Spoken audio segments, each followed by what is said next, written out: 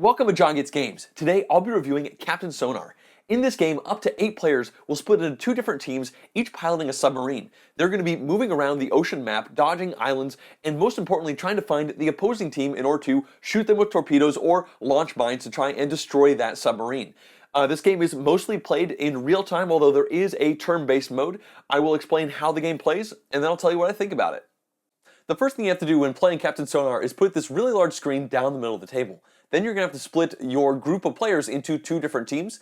I'm going to teach the game as if it is 2 teams of 4, but if you have less players, then certain people will take on different numbers of the roles. There are 4 roles in the game. We have the radio operator, the captain, the first mate, and the engineer over here. So each player will sit down in front of them, and now I'll go into explaining each of them. Let's begin with the captain map. And of course, one thing that everybody can do, optionally, is they can name the submarine and give themselves a specific name as well on their player mat. But what we see over here for the captain is the overall sea area where both teams are going to be playing. What's going on in this game is we are each in a submarine. We're going to be moving around this map and trying to find each other and blow each other up. At the beginning of the game, the captain arbitrarily picks one spot on the map. Well, maybe not arbitrary, but they could go anywhere as a starting location. So for instance, they could just put an X right there, and this is now where they're going to begin the game. Over here, we have a section that is purely for notes, and realistically, all the captain is going to be doing is navigating the submarine around this map. From this point on in the real-time game, the captain is simply going to be giving out orders. They might say heading south, and then they just draw a line on their map. They might say they go south again, and every time they give a heading, the first mate and the engineer are going to have to mark something on their boards, and I'll show that in just a minute, before the captain is allowed to go again. The main restrictions that the captain has is they are never allowed to overlap back on their line. So at this point, they would not be able to go west. They would have to go north or east in this instance. So once the captain starts moving around the map, they are going to eventually find themselves in a position where they might not be able to get to where the opponent is. So for instance, if we now find out the opponent is over here, now it would take a really long time for the captain to get over there and potentially shoot at them, so they might think about surfacing. But I'll talk about that when we're going through the engineer role. But first, let's talk about the first mate. This player sits to the right of the captain, and every time the captain gives a heading, whether it be north, south, east, or west, the first mate is going to check off one section on one of these power meters on the board. Essentially, at the beginning of the game, you have 5 different abilities you can activate. Down here, this says scenario, but there's only one map in the game currently that actually uses this, so for the most part, there are 5 different things that you will be doing as the first mate. Now, when you are checking these off, you have to start at the top and then work your way down, but there are no specific rules, so you can hop around with the different headings that the captain is giving and jump around, or just go down really hard on a specific one, again checking down one box for every single time that the submarine moves. Another important role that the first mate has is they track the amount of damage that the submarine has taken throughout the game. They check off these boxes here to show the damage that they've taken, and once any submarine has 4 damage, then that submarine is destroyed and the game ends, winning the game for the opposing side. I think at this point, let's now briefly discuss these 5 abilities because they really are a big part of how the game plays, and we may as well begin with the drone. You'll see that this is completed at this point, and as long as the engineer says that the drone system is activated, and I'll explain in a minute what that means if it might not be, then at this point the captain would be able to stop the play. They would in fact yell stop out to the entire table, and then they would say they're activating the drone. At this point, the first mate would erase everything, all the marks on here, and the captain will evaluate this ability. If you look down here, this one's really simple. The map that we play on is split into 9 different sectors, and you can see the number is kind of highlighted underneath. So for the drone, you simply ask the opposing team, are you in a specific sector? And they have to say yes or no. The counterpart system to the drone is sonar down here, and you'll see this only takes 3 sections in order to activate, and this one is arguably much more interesting. If you look down here, it says 1 true and 1 false. And what that means is the captain of the opposing team, once the sonar is activated, is going to have to give 1 truth and 1 lie about their current position. So, for instance, if this was the opposing team, they are currently in the location L10 when it comes to the row and column here, but they would have to say either a column, a row, or a sector, and they'd have to say 2 things, one of which is a truth and one is a lie. At that point, the radio operator, which I'll explain in just a minute, will write that information down and try to use it against the other team, trying to figure out where they are on this map. Next up, let's briefly talk about silence over here. Now you'll notice it has 6 marks. In fact, it's definitely the hardest one to get active out of all of them because it is a very potent ability. Once you've activated silence, you get to move up to 4 movements in a straight line in any given direction, but most importantly, you don't tell the opposing team which direction you've gone. That's one important thing. When I mentioned the captain earlier, they are saying they're going north or east, and they're vocalizing it to the point where the opposing team can hear it as well, but not so with silence. So in this instance, for example, if we were right here, we could move down twice, but we would potentially hit an island. We could move up 3 times, or we could go 4 times in this direction. And most importantly, the opposing team is not going to know which one we picked. Alright, it's now time to talk about the offensive capabilities that we have with the submarine over here with the weapon systems. We'll start with a mine, and once you have put all 3 chunks into the mine, you can lay a mine in a spot that is adjacent to where the submarine currently is. So for instance, if we were still in this position, we could put a mine here, here, here, here, here, or here. You're not allowed to put a mine where you are or behind you, and when you put a mine down, you put a little M down on the map. And what this means is, at a later part during the game, if you suspect that the opposing team has moved in such a way that they are either on the spot or within one of that spot, you can then detonate the mine and try to do damage to them. And the way damage works for mines is exactly the same as the way it works for torpedoes, so let's go ahead and talk about that now. This also takes only 3 activations, and the way this works is once you've activated the torpedo, you can shoot it out from your submarine and try to hit the opposing team's submarine. And the thing about torpedoes is that they have a max distance of 4 from where you currently are. So I've drawn a little squiggly line around all of the areas on this map that we could currently hit with the torpedo, and as you can see, it's quite a lot. Now, once you have fired the torpedo, then you stop, you yell stop to the table, and then you tell the opposing team a column and row coordinate, which is in this area right here, and you ask them if it is a hit. They will either say a partial hit or a direct hit. If it's direct, that means they were exactly in the spot that we said. If it's partial, that means it is adjacent to that spot in one of the 8 spots around it. As you can see down here, if it's a direct hit, they're going to take 2 damage, and if it is a partial hit, they're only going to take a single damage. They'll write it on their board, and the game will continue. It's also important to note that you are going to be giving your opponent a reasonable amount of information when you shoot them with a torpedo, because they now have a general area of where they think you could be on the map, because you have to be within 4 of the location that you fired to. Next up, we have the engineer role, and just like the first mate who will be sitting to their left, every time the captain gives out a directional order, the engineer must cross something off on their board. But instead of powering up systems like the first mate, the engineer is actually destroying or just damaging things on the ship. Now you'll notice we have a west, north, south, and east section, and that means that if the captain says south, the engineer must cross off something that is in this south section of the engineering panel. You may have noticed that many of these symbols on the engineering board directly match the symbols that were on the first mate sheet. And what that means is if the engineer marks this off when the captain goes south, the submarine in general can now no longer activate either of the 2 green abilities, which are sonar and drone. So it's really important to try and clear these things up, but every single time the captain moves, you need to keep breaking things. If they go south again, well, suddenly we need to do this, and then now we can't launch any of our weapons, and if it goes south again, we do this, and now we can't go silent. So it's really important that even just one of these symbols will lock down an entire subset of systems that the first mate is trying to activate. Fortunately, if the captain now decides to go east, the engineer would have the option of going here, and if you'll notice, all of these are connected by the same line, and that means they are a subsystem, and once all of a subsystem is damaged, then for some reason they miraculously repair themselves, and now these systems are usable again. You may have also noticed these symbols down at the bottom of these directional areas and how they are not actually connected to any specific subsystem. First of all, we have the symbols that match the other ones, so if we cross this off, then once again, we're not able to activate the weapons on the ship. But we also have these over here, which are the nuclear radiation energy creators, I think, for the ship, essentially damaging the reactor for the ship. And the only way that you're going to clear these off is through the 3 ways that you can do an entire board clear.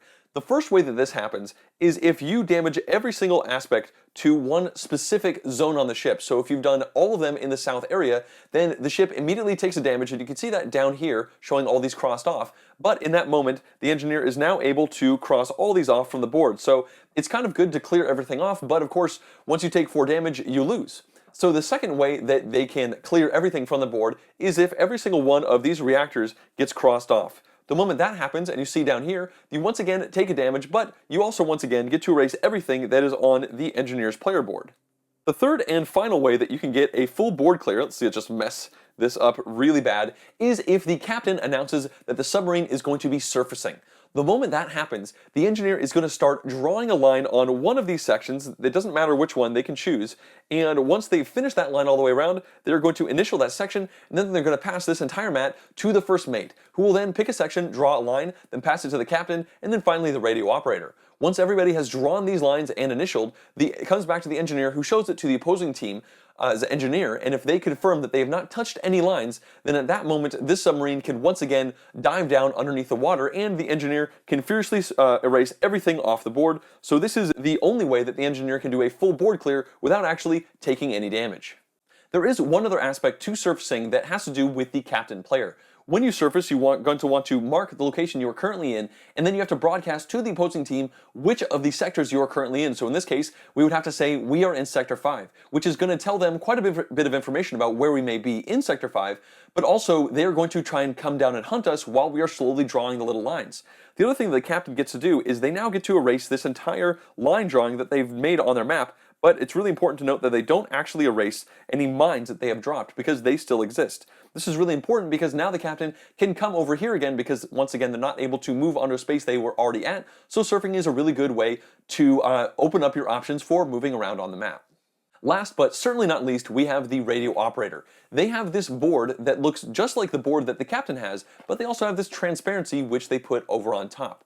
What the radio operator does is they are constantly listening to the opposing team's captain and listening to the directions that they give. They can start somewhat arbitrarily on this transparency, but if the other team's captain starts by going north, then they're going to draw north on this transparency. If the other team's captain goes east, they're going to follow that, and they're going to continue to listen to the captain, and all the while they're going to be moving this around trying to figure out where the opposing submarine might be. Now, this can seem a little bit daunting, as the opposing team will continue to add coordinates down onto their map, but as soon as our captain announces the use of the sonar or the drone, we can start to get some really good information. For instance, at this moment, if we had some suspicion that they might be over there, and the captain announced the drone, we could ask the captain to check for Sector 5. If we find out that they are not in Sector 5, well, we can just ignore that and start looking elsewhere on the map. Instead, if the captain activated sonar, then this is really quite interesting, because remember, this is the one that forces the opposing team, let's put this right there, to tell one truth and one lie. And when this happens, what I like to do is I like to put like a little number down here to show when the sonar happened, and then I write the details up here. So they might say that they are in column K and that they are in row 8. That means one of these is true and one of these is false. And I know this position here, so I can start to look at column K and see if there's any way that this is wrong entirely, because if it is, then I might know that row 8 is actually valid, in which case I can start scrolling this over there. Now what's going to happen is you're going to keep adding these on, the opposing team is going to continue to move, and at some point they're going to activate that silence. And man, this is where it gets really quite interesting, because you're not sure at this moment if they went north or west or south. And you kind of have to track all these things, so you might do little dotted lines to show the extent of where they might have gone. And at this point, you need to consider many different attributes to what they're going to do, and as they continue to move, you might want to continue to track where they are going from all these locations. And if they went north, then maybe in this instance you figure they probably couldn't go north, but what if they just went once? They could go north again. So there's so many things to think about as the radio operator. I've now shown you how all the different roles work in the real-time perspective. So the captain will be moving, the first mate and the engineer will be checking things off every time the captain moves, and the radio operator will be listening across the way, and everything is just happening all at once. But there is an entire other way that this game can be played, and that is turn-based. You'll notice that this map is much smaller. There are many less locations that you can go to, and the main difference with this one versus the other is that in this case, one team will perform an action and then the other team will perform an action, and it will bounce back and forth. You don't have that real-time stress associated, which I think is why the map is so much smaller.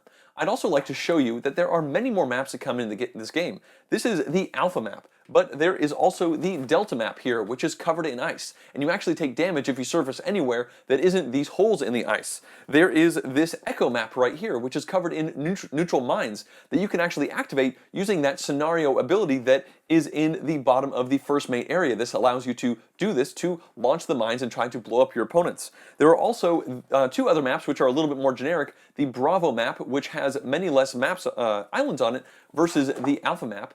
And then finally the Charlie map, which is really light on on islands, sorry. And the big difference here is essentially Alpha is the easy way to find your opponent's submarines, Bravo is the medium, and finally Charlie is really hard to find opponent submarines because there are so many different places that they can squiggle around without running into these islands. So now let's begin the review for Captain Sonar, and we'll start with a few positive points. But before I even go into that, I do want to say that pretty much everything I'm going to say about the game in this review will be in relation to the real-time game. I never actually played it as a turn-based game. I will mention that briefly a little bit later, but let's go ahead and jump into that first point. And that relates to the emotions that this game is able to conjure up while you're playing it around the table. It is a fascinating experience to be playing this game and seeing the ebb and flow of the stress, the anxiety, the excitement, all these things that can really pull in everyone who's sitting around the table. When the game first starts, you both the submarines are in a random location, essentially, and they're moving around, and the opposing team's radio operator has no idea where they are. So the first 5 minutes of the game is pretty stressless, right? The captain's just kind of moving around, trying to activate some of the abilities on the first mate's area, but there is no feeling of, oh, we're actively getting hunted at this point. There's no real, like, sweating pressure or anything like that. It's more like, just kind of getting into the heat of things. Once you get to, like, the 10-minute mark, then maybe around then, depending on the map that you're playing and the situation you're in, the radio operator might have a pretty good idea of where the opposing submarine is, or maybe they know where you are. And at that point, the tension starts to ratchet up a little bit. And when I say tension, I mean a fun kind of tension. Like, it's definitely a real-time game, and real-time games can get stressful at times. And in general, just so you know, I don't enjoy real-time games for the most part. I was actually surprised, it's a bit of a spoiler, that I like this game so much. So talking about that emotion, once you finally, once everybody stops, the captain puts up their fist and they say, we're firing our torpedo, and if that torpedo lands, it's like you initiate a new type of emotion around the table. Suddenly excitement blows up on one side of the table, and the other side, they start to maybe not panic, but it's definitely like, all systems are red. You can feel the klaxons clanging in the submarine as you're trying to get away, maybe activate that silence ability to shoot away, or maybe even launch a torpedo back, because that's another really interesting thing about the game, is when you launch that torpedo, it's dramatic and it's fun, but you're also giving your opposing team a pretty good idea of where you are, because you have to be within 4 spaces of that location, so suddenly they can fire back. So that excitement that you had for just making a hit could instantly be doused by dread, as maybe it's even like a direct hit and you take 2 of the 4 damage you need to. And at times the game will stay tense and exciting until the very conclusion at that point, because sometimes once you get a direct hit especially, the game could end somewhat quickly, but oftentimes one team is able to silence and get away, or both teams might have taken damage, and also the captain's map is getting fully clogged up, the engineers got all sorts of things crossed off, so one team surfaces and oftentimes another team does at the same time, and the motion quells down again, and suddenly everything is a bit quieter, a bit easier. It's a little bit closer to the beginning of the game again, but odds are good. Well, I mean, odds are for sure that the opposing team has a pretty good idea of where you are, because you have to announce what sector you're in. So I think I've talked about this enough. I just really enjoy the ebb and flow of the emotions that happen around the table, and for the most part, I enjoy the emotions themselves, even when it might be a bit of stress or anxiety or even frustration if you're the radio operator and you just cannot figure out where the opposing team is. For positive number 2, I'm pretty much just going to tell you why I think the radio operator is the most interesting and best part of the game in general. Now, this is the role where the person is listening to the directions that the opposing team is doing, and they're writing them down on transparency, and they're kind of moving around a map, trying to figure out where the opposing team is. And if that's all it was, it would not be incredibly interesting, because you have to wait a long time until you have enough information to really be able to lock them down. But once your captain starts activating those green special abilities, the sonar and the drone, you can start getting some more information. Like, for instance, you ask the opposing team, give us one truth and one lie. That is an interesting piece of information. You can like put a little X down on your line, you write that over to the side, and now you can kind of move your transparency up maybe the column and the row and figure out if either of those things is just impossible in every single spot. Or, of course, they could also tell you about the sector, which also tells you quite a bit about that area. You kind of move your transparency around that zone, and you're going to start to kind of hone in, and you're going to start to get an idea of where they are. And I've already talked about the emotional ups and downs and wonderful aspects to this game, but I will say that it's definitely at its peak with the radio operator, because when you start the game, you know nothing. You have no idea what's going on, and at a certain moment, you're going to realize that you think you know exactly where they are. You might math it out, and you're like, yep, this is the only moment, this is the only spot where they could be, and you just get flushed with this conviction and zeal, like, oh my gosh, I did it, you know, everything is riding on you. The game ends once the opposing team, well, once one team is destroyed, so you can't win without a good operator, so with all that pressure you potentially have, you suddenly know where they are, you try and launch their torpedoes, and I had this happen once where I just knew 100% where they were. The captain launched a torpedo, and it completely missed. And I just went from this being so full of myself, like with this ego, like I figured it out, to just being completely crestfallen. But in that moment, it wasn't a bad either. I just reconvicted myself to figure out where they were, and ultimately I did actually end up tracking them down, and we ended up going on to win the game. So I really enjoy the shift of not really knowing what's going on to really thinking you know what's going on, but then also having your hubris checked in a very big way because you probably did one slight difference. Maybe you're one column over or two columns over, I guess. Otherwise, you'd have a partial hit. That's just really great stuff that's going on there. The radio operator also has the biggest learning differential, I'd say, between the skill of a person who's new to the game and the skill of a person who's played the radio operator a few times. And that is because I think you get better at managing the stress and all the inputs because you're trying to figure out where the opposing submarine is at the same time as listening to the opposing captain, like staying on it to get all those different directions. And of course, many times we would kind of pause and like double check the line with the opposing captain to make sure we had it right because you don't want to lose the game because one order got missed. That's not really the way we wanted to play it. But what we found was we started developing tips and tricks, like maybe doing a solid line and some wiggly lines when they go silent so you can track the different directions that they might have gone. One of the people I play with figured out a really cool trick with silence where the direction they go after silence will actually tell you one of the directions they couldn't have gone with silence, because if they go west with silence, for instance, and then they go west again, well, then you know that they could not have gone east. And the reason for that is because if they had gone east, they could not immediately double back on themselves and go west in that case. So instead of having 3 different directions of not knowing where they go, you now always have 2 different directions. And the silence goes from being a terrifying thing. Like when you're first radio operator, the first time your opposing team goes silence, you're just like, I give up. I don't know where they are now. They could have gone everywhere. You almost feel like you want to erase your whole line and start over, but you really shouldn't do that because of all these tips and tricks that you could do, and then you're going to try and track from those 2 different locations instead of 3 and try to hone in on where they are. And I think it's incredibly satisfying getting good at being the radio operator. It's incredibly satisfying being successful as a radio operator, but I will of course admit that if it does not click for you, it is going to be the most frustrating experience that you could have playing this game. So it is going to be player dependent, and for me, it went from being the one I was most intimidated by and least interested in playing to now the one I am most interested in playing pretty much all the time because of that, the satisfying nature of just figuring out where the opposing team is. It's just such a great moment. And now for positive number 3, which relates to the engineering role and why I think it is so darn interesting. This is the one where you are breaking something every single time the captain moves the ship. And let me tell you, you're going to move a lot. So as the engineer, you almost feel like you never get a break. From a thematic perspective, you really feel like you are down in the bowels of the submarine trying to keep everything going. Like it's less like you're actually breaking things and more like you're running around trying to patch things up, because as much as you love to have all of the systems running all the time because they're all great, that's just impossible to happen considering one thing gets checked off every time you move.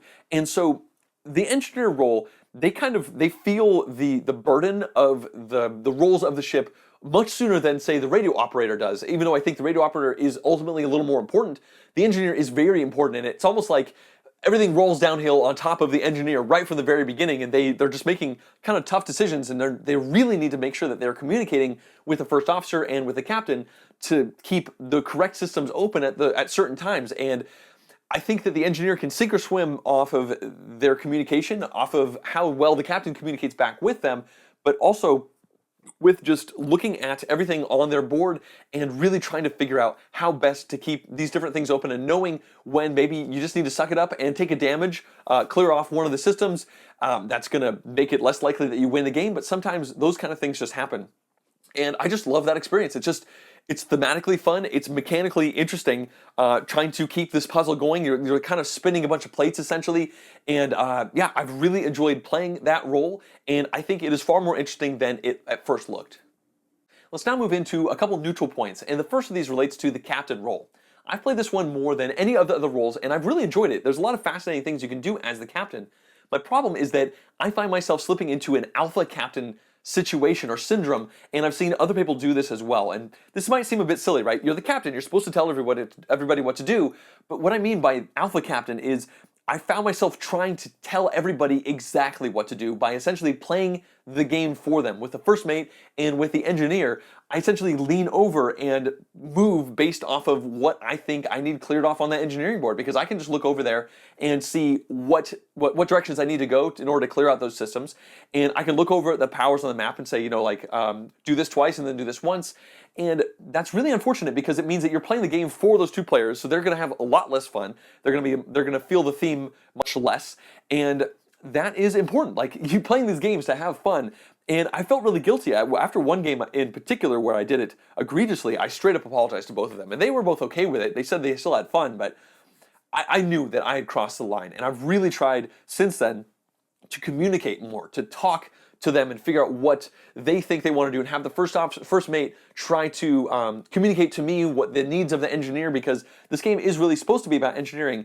And even though in my mind it feels like you're going to play better if you lean over and just play both of those maps, you're essentially playing a two-player game and just ignoring these two people, and that's just not cool. And the flip side of that is, as the captain, like the mat in front of you, not the ones to your side, there's some interesting, smart things that you need to do there. And I think that if you are spending the whole game looking at everybody else's maps and then kind of arbitrarily moving around yours, you're going to play a poorer captain in general. I do think that if you are not playing the alpha captain, you will probably play the game better in general, even if that does clash in my head, because one of the most important things you do as the captain is tell those clues back to the opposing team when they ask you for a truth and a lie. And if you do that poorly, you can just immediately lose the game for everybody.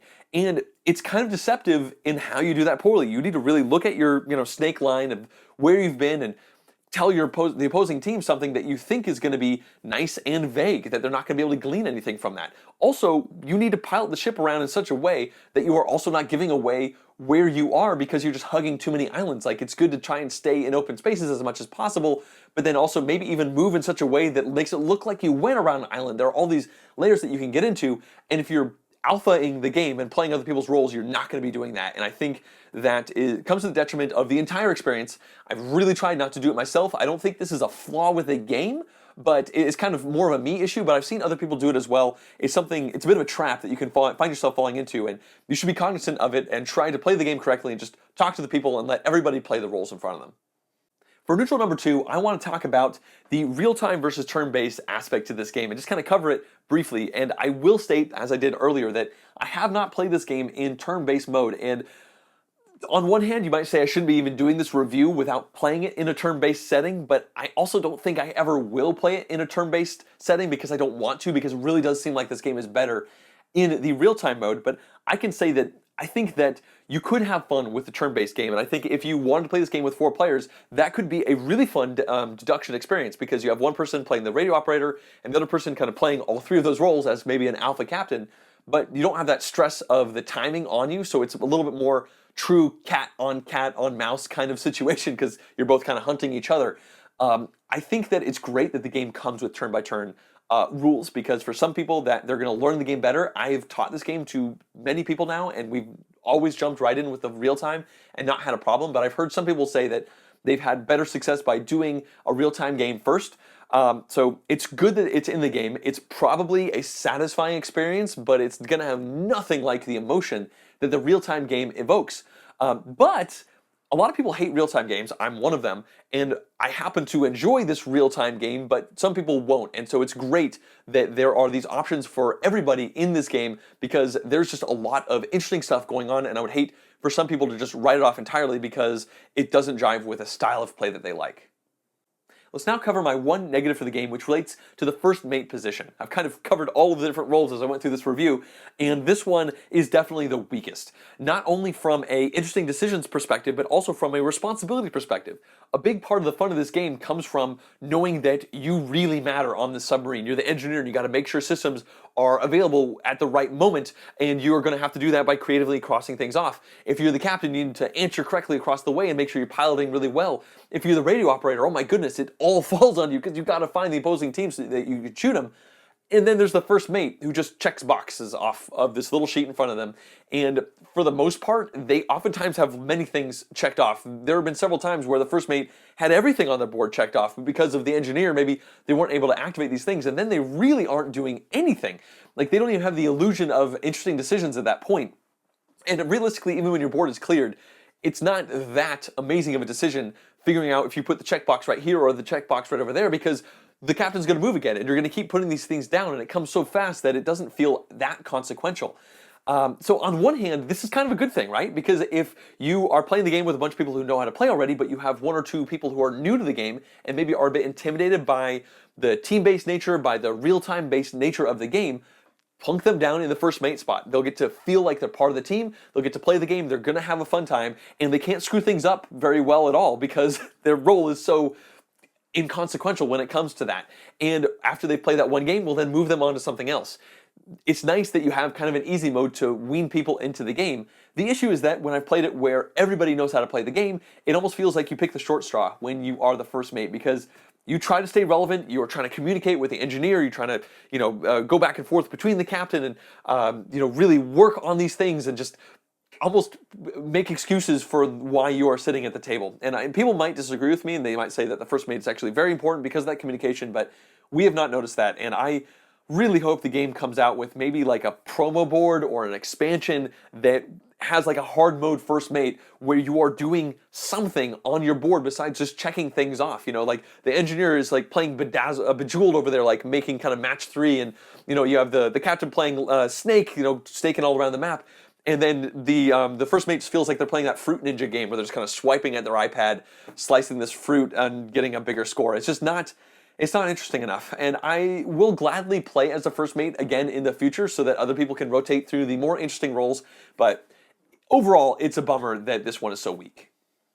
Now let's discuss the variability of Captain Sonar, and I think that it is quite high. Part of that has to do with the different maps that you get in the base game. I believe it is 5 different maps. You kind of have an easy, medium, and hard base map, and then you have a couple situational maps. One where the water's covered in ice, so when you surface, if you are not in a hole in the ice, you take damage. And another one has the map covered in mines that both players can activate, which I have not played yet, but I really want to. That one sounds very fascinating. And that right there provides you a really nice amount of variability right out of the box. Then you add on top of that the fact that there are 4 different roles. That means that you can play this game many times before you feel like you are doing the exact same thing that you played before. One thing that we as a group, we fell into a little bit is we kept playing the Bravo map, which is kind of like the medium map.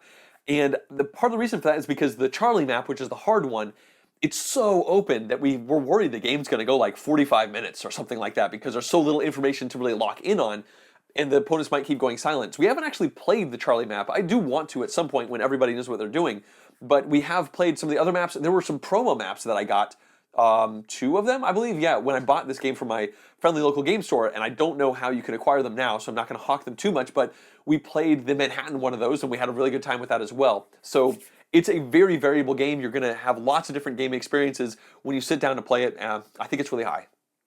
Captain Sonar plays 2 to 8 players, and I've only played the 6-player game once, and then the 8-player game, I think, 6 times now. So I'm mostly going to speak to those, but I can also talk about what I think the other player counts will be like. And I'll go ahead and start low and say that the 2 and 3-player games, the rules say they must be played in turn-based mode.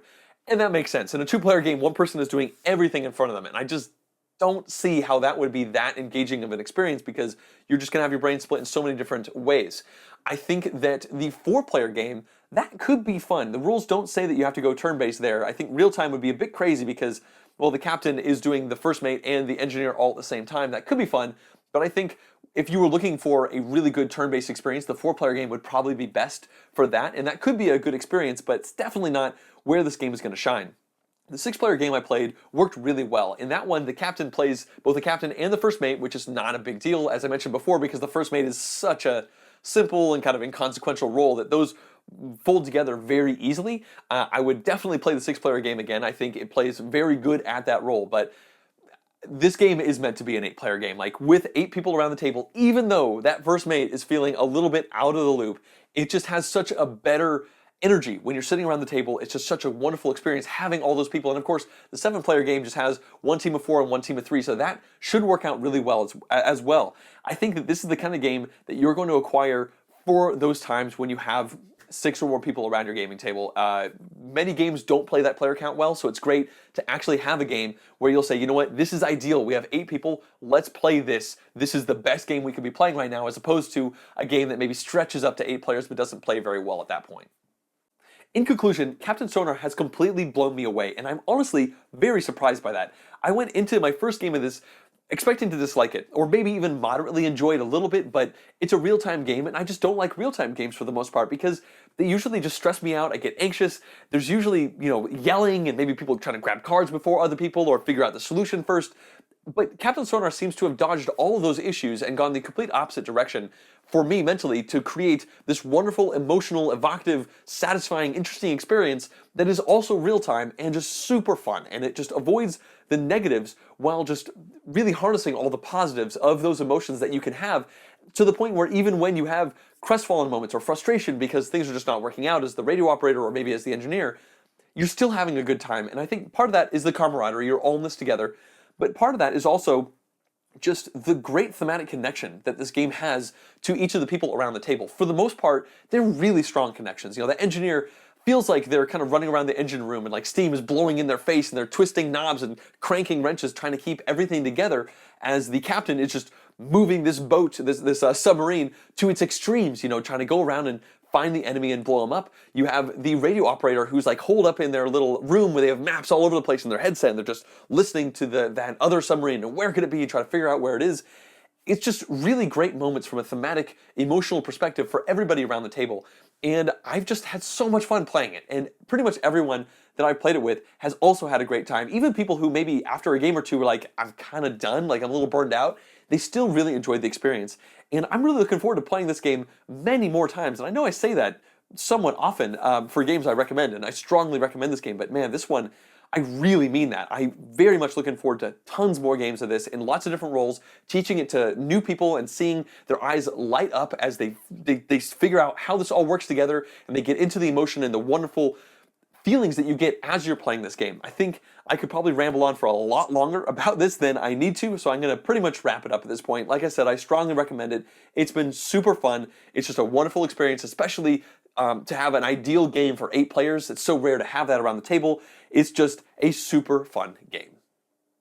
I'd like to thank everybody who's been supporting my channel through Patreon, including the producer level pledges. If you too would like to directly support the channel, you could do it at patreon.com/JonGetsGames. Also, if you'd like to see more in-depth board game reviews like this one, as well as full game playthroughs and vlogs, please subscribe to my channel. Thanks for watching.